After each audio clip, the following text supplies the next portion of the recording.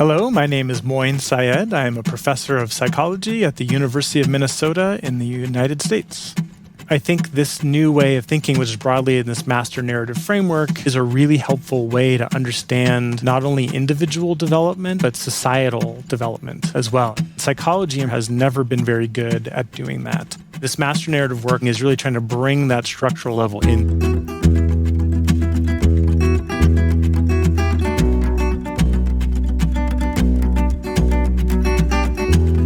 Hi everyone, and thank you for listening to this episode of Researching Diversity. I am Miriam Schwarzenthal and I work in inclusive education at the University of Potsdam in Germany. And today Jana Fietze from Erasmus University Rotterdam and I will be your hosts. We talked to Professor Moin Syed from the University of Minnesota, and this episode was quite special for us because we've been following Moin's work for some years, and we're not only big fans of his research, but we also really value his reflections and insights with regards to research methods and academic practices. He's a really strong advocate for making science more open and inclusive, and he also really pushes forward the implementation of new practices, for example through his work as an editor. So what can you expect in this episode? This episode is about identity narratives, so about the stories that people tell about their experiences related to their own identities. We will also talk about so-called master narratives, so about shared cultural stories that affect how individuals formulate their own identity narratives, and that can reinforce structural inequalities. Besides talking about identity narratives and master narratives, of course we'll also talk about open science. As always, you can find the references to the studies that we mention on our website. All right, let's start with the episodes. Yeah, welcome, Moin, and thanks so much for being here with us today. And we're really happy that you agreed to record this podcast with us. Yeah, happy to be here. Thanks for the invite. You're very welcome. So, we both, I think, admire your work on identity, but also, what I personally really like about your work is that you also reflect so much on research practices and on a whole range of topics like open science and also mixed methods research. And you also published some essays and articles for graduate students on these topics, which I personally found very, very helpful. So I'm also glad to maybe hear a bit more about that today. And in our podcast, we usually always start every episode talking about the past. So why did you become interested in this topic of identity narratives? Yeah, well, thanks again for inviting me. I'm very happy to be here, and thanks for the kind words about the work that I spend all my time on producing. So whenever people ask me about the past, I always wonder whether I should give the short version, the long version, or the medium version. So I think here I'll try to go for the medium version. Sounds good. So in many ways, I say, it's easy for me to reflect on this now, looking back at my life, but I feel like identity has always been a topic that I've been keenly aware of. I grew up in the Bay Area of California, in San Francisco Bay Area, in a predominantly white upper middle class environment. And my family was probably, characterized maybe lower middle class and an immigrant family. My father was from India. My mom is European heritage. But my name, Moin Syed, is clearly a different name, just treated weird, from when I was a young age. And I had darker skin than others. And so from my earliest memories, I was being treated differently from other people. I knew that I was not like other people, right? And in today's parlance, we refer to the kinds of behaviors that I experienced largely as microaggressions, questions of where are you from, comments about how interesting or unique or weird my name is, and then, of course, the less innocuous kinds of experiences of overt discrimination and clear messages signaling that I was not like other people, right? So I was always really aware of those dynamics, both in terms of race, ethnicity, in terms of immigration, and in terms of social class. As I got into high school, I started to really kind of examine friendship patterns and social interactions. And I was fascinated by the different crowds that formed and the different friendship groups and the identities that they took on, which, many of us notice, that kind of thing. But then I was also fascinated by this next level, which is the way in which those seemingly unrelated groups could intersect in interesting ways. So I had my friend group, in the social circle, but then I also played on the high school soccer team. And there were people who I was friends with only in the soccer context, who were on my team, who I never was friends with in the social context, right? So it was very context-specific kinds of friendships. And so that was sort of the earliest steps of me thinking about multiple identities and how we can have different embodiments of ourselves in different contexts. And as I moved on to university, I saw that expanding even more. In that, I, like many at that time, was still trying to figure out kind of who I was and how I fit into the world. And so I had many different friend groups that I would do different things with. I had the group that I could go, get really drunk with and stay out all night. Or I had the group I could go play chess with. Or I had the group where I could, smoke pot and have philosophical conversations. So I could sort of try on these different identities with all these different people. And so it just, the idea of contextual identity really came to the fore. And as I moved into my early 20s, then I started to really think about which one of these is the real me? Which one, what instantiation of myself do I feel most comfortable with? And so I sort of embarked on that project of sort of figuring out how do I make sense of the fact that I can be this different person in these different contexts. And, this podcast isn't my psychoanalytic session, so we won't go through all of that. But that certainly was part of the process. It's sort of that there was always identity on my mind through all those phases. And then I started studying psychology, and I realized that, this is actually something that people think about in an academic way, and that there are folks who do research on this topic. And so that sort of got me interested in thinking about these issues beyond myself, but how they play out for other people. And so you heard about that really doing your psychology studies, and then how did you actually get into research? Because I think a lot of people learn about that, but maybe then they go on, choose a different path. But how did you actually get into academia and become a researcher in the end? Yeah, good question. And was that a good move? I don't know. No, I think it was. I'm very happy with my identity now. I, like most psychology students, at least in the US, but I think that's just as pretty much true everywhere. Most people get into psychology because they're interested in clinical psychology, right? Because that's the exposure that they get. That's sort of the everyday sort of knowledge that they have. Especially when I went to high school, in the US at least, high psychology wasn't taught in high schools at all. So really, I didn't know anything about psychology until I got to college. So like many who go into the field who think they want to be clinicians, part of the reason that they want to do that is because they have a history of being a good listener. They often help their friends with their problems. People often tell the same kind of stories. They have the same rationale for why they got into the field. So that's kind of what brought me into it. And then I took a course on Introduction to Developmental Psychology with Dr. Tom Spencer. And I was captivated by that course. I thought, well, if I want to be a clinician, if I want to help people with their problems, I'm really going to need to think about the history of those problems and the history of those people. I need to know their origins. I can't just think of somebody as they're sitting right in front of me. I have to think about, how did this person get here, right? So I thought, to me, immediately developmental psychology seemed like just the most intuitive and most important sort of area of psychology if you really want to understand people, because it's really the only field that seeks to understand people through time versus in a particular moment, right? So that got me keen on developmental. And then in that course, of course, it's more of a research-based kind of field than a clinical field. So I started to see the research side of things. And I started to be exposed to what research is all about, which I didn't have any idea what research was about. So that sort of just opened up possibilities for me. Now, that course I mentioned was taught by Dr. Tom Spencer, who is a man in developmental psychology. There are relatively few men in developmental psychology. And this is something that he was quite aware of. And so he had this practice, highly controversial for reasons that you will understand when you hear it.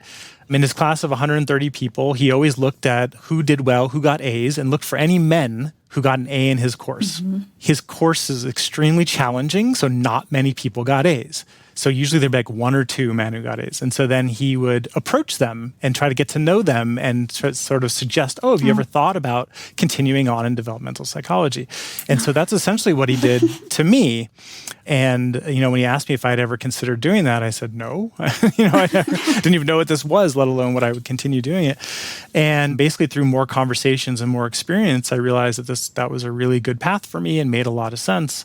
And so with his support, I ended up going into the developmental psychology master's program at San Francisco State, where at the time, Dr. Linda Zhuang was a brand new assistant professor, which is when I got to know her. So that was sort of, from there on out, it was just kind of, this is what I'm doing. And it really seemed like a natural fit to me. For me, I was always somebody who really enjoyed math and numbers and statistics, but also really liked people and analyzing people and watching people and thinking about them and trying to understand them. And so I think once I understand the research side of psychology, it actually seemed like the perfect blend of all of my interests. Yeah, it combines really a lot of different fields, right? Like math, social science. Well, that's right. That's right. True. Yeah. And like this initial motivation you had when you kind of decided after you studied that you would like to go into research, do you think that's still the same motivation today? Or like, do you think your kind of identity as a researcher has changed a lot and also your goals of being a researcher? That's a really good question. Has my identity as a researcher changed? Well, I think the motivation to get into research was always just that I find human beings fascinating, right? People are just interesting to me. And so at the end of the day, that's what we're doing as researchers. It's very easy for us to get removed from that context sometimes when especially if we're doing heavily quantitative kinds of analysis that are based on survey responses to scales and things like that. We sort of forget about the person that's behind it. And that's one of the reasons why I value doing mixed methods research so much, is that by at least engaging in qualitative work once in a while, it helps remind me of the humanity that underlies all the work, that we're studying people. We're not studying surveys or studying statistical models, right? We're trying to understand people. So I think that motivation has really stayed the same. I continue to be fascinated by people and really learn new things about people all the time. My goals have changed, I think, in a lot of ways as I've spent more time in the field and have an established secure position, for example. I think your goals can change a little bit. But I've always been interested in methodological issues in the field and problems with methodology. My master's thesis at the time was on birth order and personality, but it wasn't a substantive study on birth order and personality. It was actually a methodological study on birth order and personality. I was interested in the topic, like many are, for a variety of reasons. It seems kind of intuitive. But as soon as I started reading the published literature, I just saw all these inconsistencies in how the research was done, how it was reported, what variables were included. Did they look at number of children in the family? Did they look at the gender composition? Did they consider how many years were between all the different kids? Did they look at fully biological families or step families or adoptive families? Right? There's all this messiness. And what I saw when I was looking through that literature was that basically, if you think of like the messiness as a huge field of mess, any given study is just being plucked from that mess. Right? And so if I pluck 10 studies from the mess and I try to make some sense of it, to say, here's what we know about birth order and personality, I felt like the answer could only be, it's a mess, right? Because it got plucked from that mess. That's all there was there. So what I decided to try to design a study that sort of illustrated that by varying a bunch of different methodological factors and showing how it modified the conclusions that are drawn. That was my first real study that I conceptualized, executed, and everything all on my own. And it really was a methodological project. As I moved on into my PhD in my early years as a professor, I definitely got more onto the substantive side of things about issues of identity, ethnic identity, narrative identity, multiple identities, all those kinds of things, in part because that's what the system kind of expects us to do, is to be more substantive experts. But I always had a strong interest in methodology. And in recent years, I've sort of returned to that original interest, and especially in the context of the broader open science movement that's going on in the field, it works really well because there's a lot more interest in these topics now than there used to be. And I still think a lot of those kind of major methodological problems that I observed in birth order and personality exist in that literature still, but in many others as well. And so sort of my identity as a researcher, to go back to your actual question, is really it sort of has come full circle from primarily being methodologically oriented to getting more substantive and theoretically oriented, which I still have a strong interest in theoretical issues, but then coming back to that methodological focus in a large part, not necessarily to point out the problems, but to help others avoid the problems. So, to try to bring greater awareness to some of these issues so that more early career researchers will see that these are issues I need to be attending to from the beginning rather than going through, a PhD and several years after before really realizing just how big the problems are. Yeah, I was just wondering, because when I look back at my own studies, also studying psychology in Germany, it's super, super heavily quantitatively oriented. So we basically only learn about quantitative methods. And I don't know if that's really similar in the US, but was that sometimes also really challenging to just come then and propose some maybe newer, a bit alternative methods and reflect a bit more about the conventions? Like, was that always easy for you, or sometimes also a bit of a challenge? Yeah, that's a good question. I think initially what I was trying to do was sort of easy and sort of not. I definitely had a supportive faculty for trying to do this birth order study. People were still kind of confused as to what I was doing, or why was I doing it this way? Why not have a theoretically driven sort of study of birth order and personality?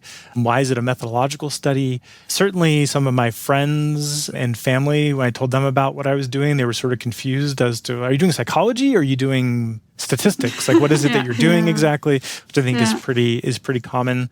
Then I went to my PhD at Santa Cruz, which was a very welcoming environment for mixed methods research. So certainly engaging in, I'm very fortunate in that during my formative years, not only did I not have resistance to qualitative and mixed methods work, it was just what everybody was doing. It was part of the context. So to me, it was never really, there was never a challenge around it there's challenges in actually doing it, but there weren't like those structural challenges that many others experience, where if you want to do a qualitative or mixed method study, your supervisor says no, or if your supervisor says yes, other committee members say no, or things like that. I didn't have that particular barrier, and so I was very fortunate in that respect. And then I came to Minnesota. Minnesota is a very quantitatively oriented department, very quantitative. I am by far the most qualitative person here, and I don't even really do that much qualitative work. It's extremely quantitative and has a long history of being very critical of research practice. So it certainly is a great example of that sort of person-environment fit, that I already had this inclination of being methodologically critical, and I'm in a department that has a long history of having that kind of methodologically critical view, which is not the norm in the US. I think that this is coming out or around the world. People are telling the stories, especially again in the wake of the open science movement, of really trying to be more thoughtful and critical about how we practice our research, and meeting with a lot of resistance from senior faculty in particular. And I remind our graduate students when I'm teaching or with my advisees very frequently that you are very lucky here at Minnesota that we don't have that. Not only is there not that resistance, there's actually support, and people are doing this kind of work and things like that. But there's no qualitative work happening here. So it's like you always can get access to some stuff, but not to other. And I wouldn't say the work on diversity is so great here. Whereas in Santa Cruz, in my training, again, one of the reasons I went there is because it has an explicit focus on the cultural nature of development. But in some ways, because I was sort of socialized and got my training within a mixed methods, cultural, developmental framework, I can sort of take that anywhere, right, and spread it to those who are interested. Whereas those who don't have that exposure in their training, it's a lot more difficult, I think, for them to get it in their later phases.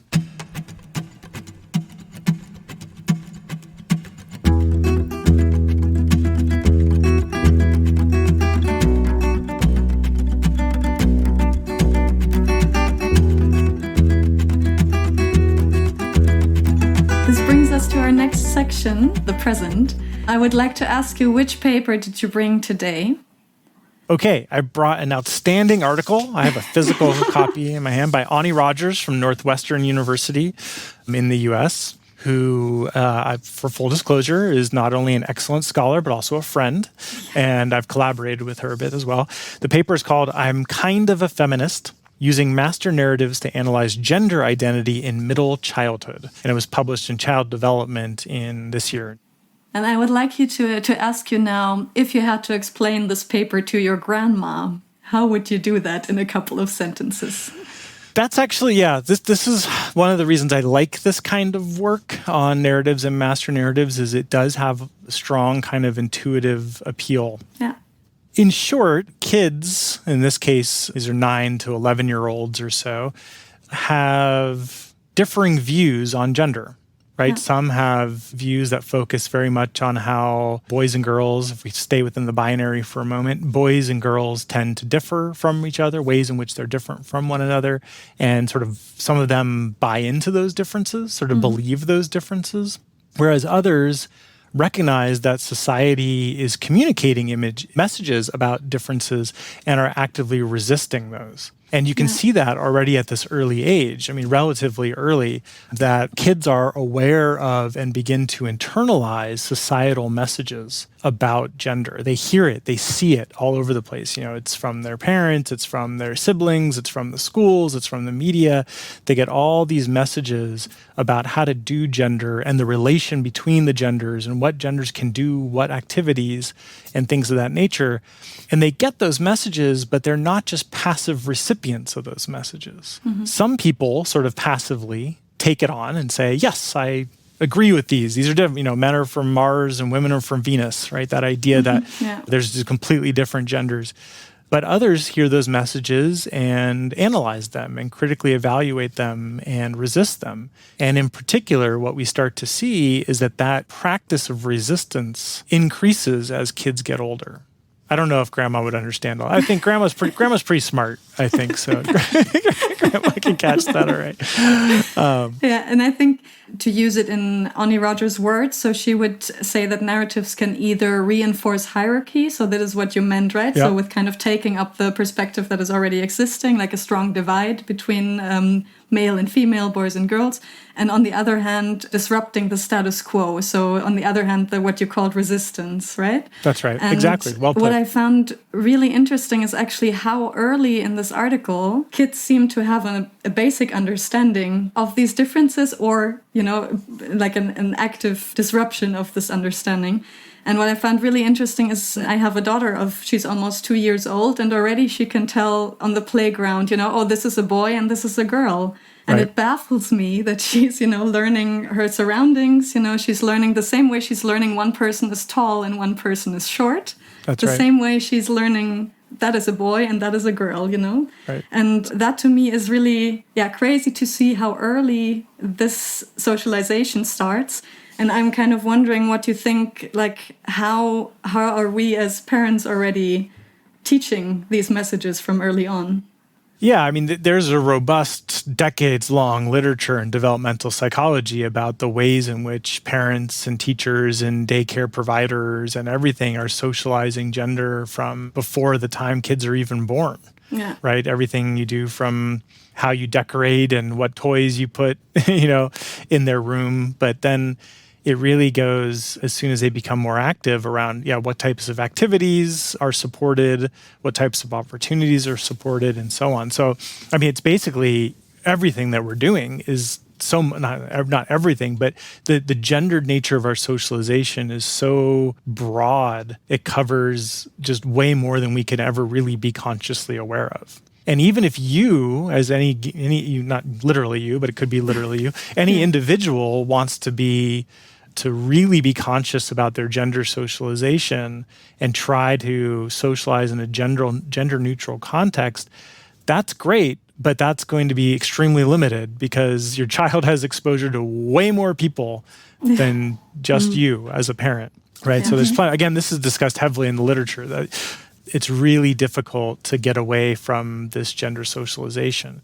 What's new and exciting, I think, about what Onnie and others are doing, and she's not the first person to talk about this particular kind of thing. There's a history there, but this framing is kind of different, is getting more into the dynamic interaction between individuals as agents and that socialization. And the differences of sometimes kids are expressing agency and actively resisting, right, these messages and creating these alternative narratives, but oftentimes they're not. They are taking sort of the easy way, not consciously, but if you just take what comes, right? Yeah. However people are socializing you just take it up and make it your own. That's sort of the easy way to live. That's the way we've set up society, is to make things easier for what's normative. that's not a very agentic way of living, and that sort of maintains the status quo, and that's what most people do. That's why it's the status quo. Yeah. I think this new way of thinking, which is broadly in this master narrative framework, that I've done a lot of work in, to me is a really helpful way to understand not only individual development, but societal development as well. It's really looking at that intersection between the two. And psychology in particular has never been very good at doing that. The focus has always been on the individual without really thinking about the societal level, the structural level. And this master narrative work, like what Onnie and others are doing, is really trying to bring that structural level into the individual and figure out how are individuals interacting with those structures. And what's particularly exciting about what Onnie does, because me and Kate McLean and others have been doing it with older people, emerging adults, those who have fully formed frontal lobes and, understand, have at least some understanding of how society works. Onnie's bringing it down to the kids, right? And showing how this is happening with the kids, and that kids are also engaging in this dynamic sort of evaluation process of choosing whether or not to accept or reject these societal messages that are coming from all sides. So it really shows the beginnings of developing a different understanding of how marginalized identities can look in a society. And what I also found super interesting is that there was a very small group, I think only 3 of the kids that they were asking, who were actually categorized as gender blind. And that is something that struck me immediately, because for example, one kid said gender doesn't really matter because you would probably always do the same thing. So that's really exactly what a kid said in that study. Right. And for me, it kind of taps into what I'm more familiar with from my research with color blindness, right? So what we hear a lot in schools is we don't see differences between students, even when they're from different backgrounds. And that is often said because, we want to treat everyone equally, right? That from a motivation to say we don't want to treat some better than others, right? But at the same time negating differences that are clearly there. And I was wondering, in her study, they actually called it these colorblind kids, so who don't see differences between gender, as some who are also reinforcing the status quo. So they actually coded it as this is not against the status, but it's actually reinforcing it. And I was wondering why that is. Yeah, that is an interesting, how can it be that both attending to differences and denying the differences exactly. are both instantiations of the master narrative. Yeah, and they are both, but in slightly different ways. So those who are focusing heavily on gender differences, they don't get into this so much as kids necessarily, but it's coming from a place of kind of essentialized beliefs about the nature of boys and girls in particular, and what they're capable of, and what's appropriate for them, and what their talents are, and things like that. And that's a message that's the most traditional, probably, message, right? That's socialized. There is kind of a more emergent master narrative trying to replace that one over the past 30, 40 years, which is more of this equality narrative, right? This idea that your gender doesn't matter, you can do whatever you want, we shouldn't pay attention to it, anyone's capable of anything, and that's a master narrative that has sort of begun to replace that old essentialized difference narrative. And interestingly, in the work that Kate and I have done on gender in emerging adulthood and adulthood, we don't see that difference narrative very much. What we see as the most common sort of master narrative is that equality one. The idea that, everyone's equal, anyone can do anything. And it really raises interesting questions about if there is some developmental shift where the socialization around gender is more about differences as kids, but then becomes more about equality as they move towards adulthood. I don't know. No one's really done any longitudinal or even cross-sectional studies to really tease that out. But if you synthesize our findings and hers and put them together, that suggests a pattern that might be occurring. So there could be some different change in the primary socialization strategy as girls in particular get older, because a lot of it is socialization towards girls, honestly. Boys get socialized pretty much the same, it seems like, throughout, of kind of like, you can do anything you want, with a limitless opportunity kind of socialization. So that's possible. That could be what she was capturing in that study, was just the beginnings of some people starting to take on that you can do anything narrative that comes to take stock later. Why they're both considered master narratives is that they're both kind of wrong, right? It's both the case that boys and girls are not essentially different in these ways that they get socialized as young kids, but it's also not the case that differences don't matter at all. Right? That is kind of a naive, just like with color blindness, right? It's a way of mitigating the lack of opportunity and access and differential treatment and all those kinds of things by saying this doesn't matter. So they're both methods of ensuring the current system stays the way it is. By emphasizing differences as essential or natural, then it all makes sense why you see the differences. Yeah, and I think, you've already now referenced a lot of your own work. And I think you've looked into identity narratives from, different dimensions of diversity, I guess, or different dimensions of identity. And also coming more from a personal interest, I was wondering, what can you tell us about how cultural minority members or ethnic minority members, racial minority members, how do they deal with identity narratives or master narratives? And then most interestingly for me, how do they disrupt the status quo? So how can, individuals actually find counter narratives from your own research? What do you know about this? Sure. So going back to the general sort of tenets of the master narrative framework is that master narratives serve to maintain the status quo, alternative narratives try to disrupt it and provide alternative counter spaces for people to live their lives. And so given that, not surprisingly, what you see is that those who inhabit minority backgrounds are going to be those who are more likely to be rejecting the master narratives, actively rejecting the master narratives, and creating these alternative narratives, creating these new ways of thinking about their person. Because the master narratives primarily are serving the dominant group. That's why they always, this is one thing we just always remind, because psychologists in particular are really bad at this, is the power structure is critical to understanding how master and alternative narratives work. They're master narratives because they are imbued with power that help maintain power amongst those who have it. Right? They serve the purpose of maintaining the system. So it's not surprising then that those who are not well served by those master narratives are the ones who are going to be creating alternatives and coming up with new ways of thinking about what identities can look like. And you see this with immigrant identities all over the place. When I was a little kid, and this is in the early 80s in the US, there were these sort of public announcement commercials that were on where it would show, like there's one in particular I remember, it showed a little Asian kid walking around Chinatown in San Francisco, looking at all the different kind of shops and taking it all in. And at the end, he says, "I'm proud to be Chinese American." Right? And they had a bunch of these for a bunch of different hyphenated identities.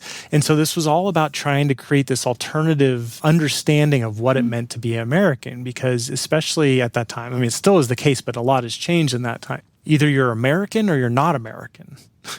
Right? This idea of having a hyphenated identity was relatively new. And it was very empowering for those who were feeling like they, yes, they felt American, but they are also very much treated like they weren't American and also had strong connection to their cultural background. So there needed to be some way to represent that, right?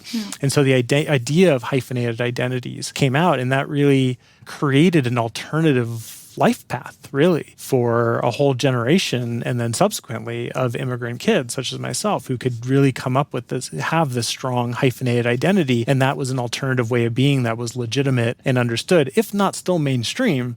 It was considered acceptable. And hyphenated in that moment means, for example, Asian American or so, right? Correct. So just to explain what yes, the thank hyphenated you. identity is. Yeah. Always good to, yeah. So Chinese American, Asian American, some kind of national origin or pan-ethnic origin, then hyphenated with American. Yeah. And that was one of the first things, as you both know, I do research in Sweden. And when I first started working there, sort of understanding that, the context of labeling and immigrants and identity is totally different. Right? The idea of a hyphenated identity just doesn't even exist there.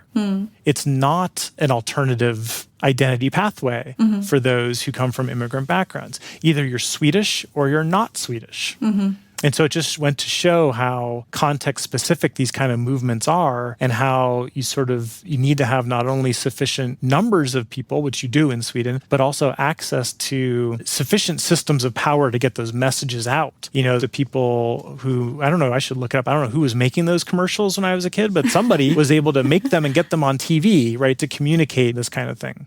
Yeah, I was also wondering, what would it actually take to change these maybe master narratives? Because like one thing that was also said in the article that I found kind of interesting is that she also said there were some boys who also questioned these narratives. And that was mainly the case because they kind of observed their impact on girls. So I was wondering, what might also be ways for like those who maybe profit from these narratives to engage in developing counter narratives? Yeah, that's the big question, right? So who knows? The thing is, one of the principles that we identified of master narratives is that they're rigid. They're not easily changed. Yeah. So you're not just going to deploy an intervention in a school and get everyone to change, their master narratives. You can get some people to change a little bit, but they're at the societal level. They change slowly over time and with great effort. But still, they can change, right? So the question is, how do you change them? A lot of interventions often focus on, well, I wouldn't say that, not often, but sometimes interventions are focusing on those who are different in some way, those who are embodying the alternative narrative, and not on those, so empowering girls and women, right? That's an intervention. That's great. Well-intentioned, makes a lot of sense. Instill agency, right? Send the message that the structures can be overcome and all these kinds of things. That's great. But as you said, Miriam, there needs to be intervention with the men, right? And the boys, how do you not maintain this system of oppression? And of course, this is being discussed quite a bit, well, less so now, but over the summer around race and whiteness and the importance of white allies and whites rejecting, not just being passively anti-racist, but actively anti-racist, right? That involves active relinquishment of one's privilege. That's the kind of thing that could lead to that large-scale change.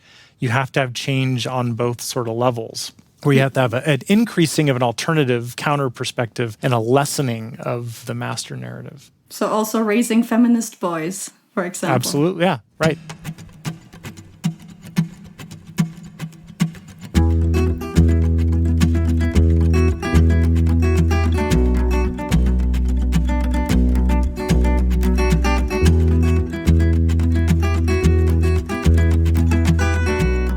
That brings us actually to our next section, the future section. And there we want to talk to you a bit about what changes you would like to see in the following years with regards to your research topic of identity narratives. Do you have any thoughts or also plans, maybe what you plan to work on in the future? Yeah, I'm really excited about one of the reasons I chose the article by Onnie Rogers to highlight is, I really think this master narrative perspective has a strong future in terms of studying narrative, and it's really just getting off the ground. Now, to be clear, the idea of master narratives has been around for a long time. It's an old concept, largely from sociology and qualitative and discursive psychology have talked more about master narratives, but a lot of it was done in a way, and this isn't to denigrate that work at all, but just in a way that was sort of loose or unclear sometimes. It wasn't clear what was meant by a master narrative. How do you know something was a master narrative?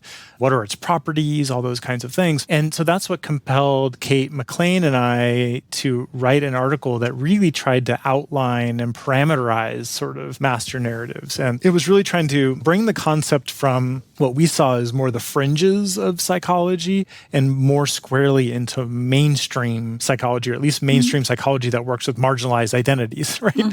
Which is sort of a couple steps removed. It used to be way out here. We're just trying to bring it in a little bit by, trying to put some structure on the concept, by outlining principles and types and trying to identify mechanisms, right? Sort of using the language of psychological research that people could then recognize and say, hey, I'd be able to use this in some of my work. And I've written a lot of papers, and none have gotten the reaction that one has, for sure. That has definitely been the one that the most people ask about, that I see other people using, the framework and trying to think about it and extending it. It definitely seems to hit a chord. And so I think we're starting to see several empirical papers kind of coming out from that work, like Onnie's work and others. And I think it will be continuing because I believe all of this, that's all very self-serving, right? It's work that I did. And it's nice to see it being, it's nice to see people using it. But it's a broader point of the reason why we were so excited about advancing these ideas is because, as I mentioned earlier, in general, psychology just needs to do a better job of incorporating a structural perspective into its work. So that's the broader point. The master narrative framework is one way to do that. But if we're going to look just in general, do it however you want, use whatever framework or method you want.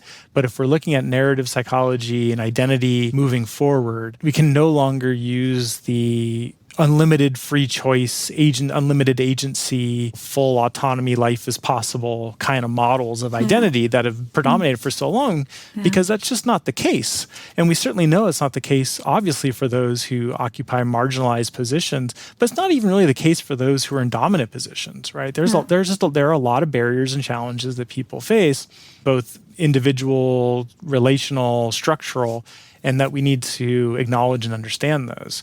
And so I'm excited that the master narrative framework is getting some interest because it's incorporating those ideas more into thinking about identity and narrative. And I just think we need a lot more of that. And one thing, we need to do that in a way that still preserves the individual level psychological perspectives, which I think is still really important. Because if we wanted to go completely structural, we'll go over to sociology or something. We're not sociology. So now that we already talked about structures and disciplines, our next question was, what kinds of changes would you also like to see in the following years with regards to structures or practices in academia in general? So more like the broader structures. I mean, we both know you're very active in the field of open science and have also been active there actually quite from the beginning on, I think. So much earlier than some of us who are just getting into open science right now. So let's say we are the late bloomers of the That's open okay. sciences. We'll take you anytime you want. It's great.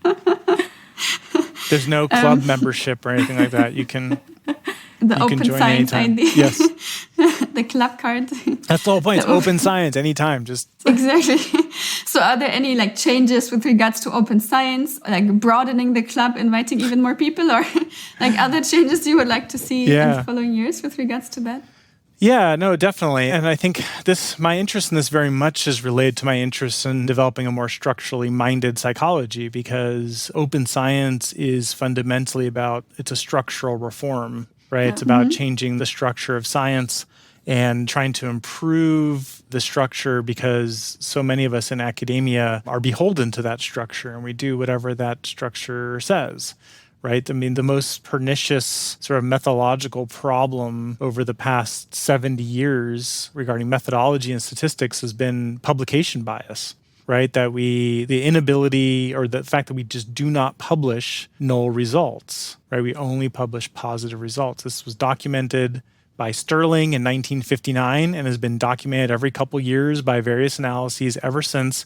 And they consistently find the same thing, that about 95% of published articles show positive effects. So positive meaning evidence for an effect. significantly changes or any effects that come up statistically significant. Correct. Those are the ones who are being much more published than effects that are just not there, for example. Correct. So usually, it's interesting actually, if you look back at the Sterling article in 1959, it wasn't all based on statistical significance, because null hypothesis significance testing hadn't fully taken hold in the field yet at that point. It's important to note that it hasn't always been this way, right? Yeah. There have been other ways. I teach a course this morning, a graduate course called History and Methods of Psychology. And so we study sort of where students learn about the history of the field through a study of the methodology that's been used over time, and how many of the debates and issues that are being discussed today have actually existed for a long time, and how many folks have drawn attention to those issues over time, but that often those efforts were ignored, and how now what we're seeing is a movement that's finally actually gaining some steam. But yeah, the focus on p-values and null hypothesis testing has not always been there. So many of the papers, I forget the percentage, but that Sterling reviewed in 1959 didn't have any hypothesis testing p-values in it, and yet we're reporting on support of their primary hypotheses. So if you're looking at the percent of papers that are providing support for the primary hypotheses, the consistent estimates are 90 to 95% of published articles do that. I mean, this gets into a complex web of many issues, but we know that has to be false, because the other thing we've known for decades is that the vast majority of published psychology articles are vastly underpowered, meaning that they have far fewer subjects, or they're not using designs that optimize the amount of information that they can get about their participants. So with that very low level of power, it's impossible to get that level of support in the published literature without some sort of bias mechanism at play. that's a logical necessity that it had to happen. We also just know it's true from stories that everybody tells and whatnot. And then so the problem is then, sorry to just try That's to right. break it down. The problem is then that we overestimate certain things that make sense to us, I guess. We read about certain things that relate to each other or so, and we just keeps being published. Yeah, we find this again, we find this again, we find this again. But actually, the data did not fully support, we don't have reason to fully trust the data on these relations that we think are very established between two things, for example. Yeah. That's absolutely right. Yeah. And it could be for a combination of reasons. It could be that the results that you're actually looking at are untrustworthy themselves because they've been modified in some way, engaging in questionable research practices or p-hacking, where you test something 15 different ways and only report the way that worked and not the other 14 ways worked, here being getting a statistical significant result. Or it could be through not including studies, whole studies, that were not in support of the hypothesis. So it's distorted no matter how you think about it. And I often say it used to be the case that when I approached a research article, I believed it until I saw evidence that I shouldn't. I say, this is a valid finding, unless I see evidence that suggests I should be doubtful. I have completely switched that to the other direction. I don't believe anything until I see sufficient evidence that I should. And the reason why I've made that switch is I know enough about our past research practices and what researchers have been doing to know that that's the only justifiable way to approach the existing literature. Yeah, and maybe also to say that it doesn't always come down to individual decisions, but also again to socialization, right? So how do you, so us as early career researchers, how do we learn to, what is expected from us to publish? Like how should a paper look like? How should results look like? And how does open science now fix this problem? Or what is the new, what would you say, how does open science help with this problem? Yeah, there are a lot of ways in which it does. I think open science itself, sometimes the term gets criticized because it refers to a lot of different practices and principles and activities. And so the idea that any one of those things would solve this problem is false. It's really a whole-scale reformation of how we go about doing our research. But I think there's some core principles that are really important. One of them is transparency. And I think that's a good place to start, just to be as clear as possible about how you ran a study, what you included in the study, what you planned ahead of time versus what you decided to do after looking at the data. Actually just being honest about what you did, not trying different things from every angle and then only reporting the one that gives you the results that look the best, right? But being completely transparent. That's an important first step, I think, of just being open about that. Being transparent then can at least buy you the possibility of having credibility. Right? If you're transparent, and then if I have your article that I don't believe because I just saw it, right? So here's your new article. I don't believe it because that's where I start. But I see that you've posted your data openly available. All your analysis scripts are openly available. You have disclosures in your article that you're reporting everything that you did. You have a clear section that is the tests that were planned ahead of time and that those were pre-registered. And I have access to that pre-registration plan so I can see whether you actually did what you said you were going to do. And you have a separate section that describes all your exploratory analyses that you tried and that you wanted to see what was going on. All of that transparency can buy you some credibility. It doesn't guarantee it by any means, but that allows me to at least see, okay, they're being open about their work. I can go in and check anything that I am concerned about if I have questions about anything. And that greatly improves the research. Yeah. And there's really, the only drawback to doing that is that it's not what people were socialized to do. It wasn't what your supervisors were socialized to do, right? It wasn't what you were socialized to do. It's a different form of doing research. One thing that stands out to me really starkly is whenever I bring in new undergraduate research assistants and I talk to them about open science movement and I talk to them about the way research had been done in the past, and their mind is blown. They say, why hasn't it always been this way? I think a naive view of how science operates is within the open science mode, that things are transparent, that they're accessible, that people share, right? That results can be reproduced. That should be the default mode. And they can't believe that it's not the default mode. Meanwhile, those who have been socialized so heavily into the system have convinced themselves that the maladaptive way that we've done things is actually the default mode. That's how we do science. So there are a lot of changes going on right now, really. I was just wondering, like, what if I'm a maybe bachelor student, master student, or a PhD student, and I'm working with a supervisor who's really been socialized into the, I say, like, classic scientific system, and is maybe not so open to all these, like, practices. I mean, what could be, like, first steps that I could take, or maybe also nice resources? Because I know you also co-authored an article recently, I think, with really nice specific advice for graduate students that I found super helpful, and also we really discussed in our team. So that's great. Really very nice article. So like, do you have some really concrete tips for students? Maybe where can they get started? So maybe first steps or resources. Absolutely. Maybe. And I'm glad to hear you like that paper. To give credit to my co-authors who were the lead authors, did much more of the work, Uma Kathawala and Priya Silverstein, who are both, well, Priya is graduated now, but they were both graduate students, so it was meant to be sort of graduate student focused. I actually had some reticence about being on the paper at all, because I thought this should really be a graduate student thing, but they convinced me. But yeah, that article was meant to make it a little bit easier for people to, it's called Easing into Open Science, that here's some very concrete steps that you can engage in instead of being overwhelmed by all the different methods and practices that are available. Exactly. But more to your specific question, what I recommend when students or postdocs have resistant supervisors is you show them, don't tell them. Say you want to pre-register your next project. Going to your supervisor and saying, hey, I think I want to pre-register this. What do you think about this? That's not a great idea, because that gives them the opportunity to say, well, there's a lot of problems with pre-registration. I'm not sure it's really going to help things. It's not, it's just all the defenses kind of can come up. In contrast, if you write up a pre-registration plan, right, even if it's a draft, but here's my pre-registration, here's what I'm thinking, and you present that to your supervisor, almost any supervisor would be delighted to get that kind of thing, because it showed you were thoughtful, you're thinking through all the details, you're trying to plan things. They can immediately see the concrete, tangible value of doing it. You can strip the words pre-registration from all of it, right? Just here's my plan for this project. And it's great.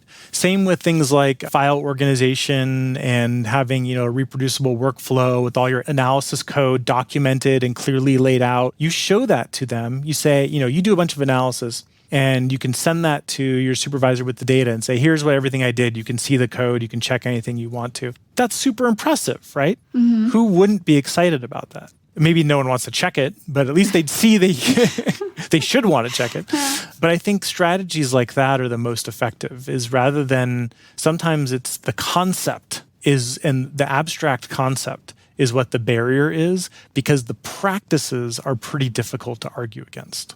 And so if you engage in the practice and show it, without doing anything that would severely undermine lab practices and things, just as a caveat, don't completely reorganize everything without talking to your supervisor. But especially with pre-registration, I think it's really easy to just do it. And I think it shows initiative and thoughtfulness. And it's decisions that you need to make along the way anyways, right? So why not make them before even looking into the data? Already decide what is your question, what are you interested in, which method do you want to use? You can decide all these things beforehand instead of while you're already at it midway, think of what you want to do, right? Yeah, and if there are 7 ways you want to try something, great. Put that all in there. Say, these are the 7 ways that I'm going to do this. It's great. And I think I'm a big advocate of that, generally called robustness testing, right? Does your finding, are your findings fragile or are they robust? If they only show up when you have this very specific combination of conditions, or is it kind of like no matter what you do, you're going to still see that same pattern of findings? And I should say, fragile findings sometimes aren't necessarily bad. They're just, you need to understand them as such, right? And I think when engaging in robustness testing really helps with that. But that should all be thought of prior to looking at the data. All right, one final question for you. How do you stay motivated in your job as a researcher? Oh, that's an easy one. Students. Students are the best. So, that's one of the best parts of, going back to the beginning, I like to have some closure on things. I wanted to be a therapist, right? Why did I want to be a therapist? Because I liked helping people. I like to listen to people. I like to be a guide in some sense. Well, that's very much what I get to do with students, right? It's in a different context.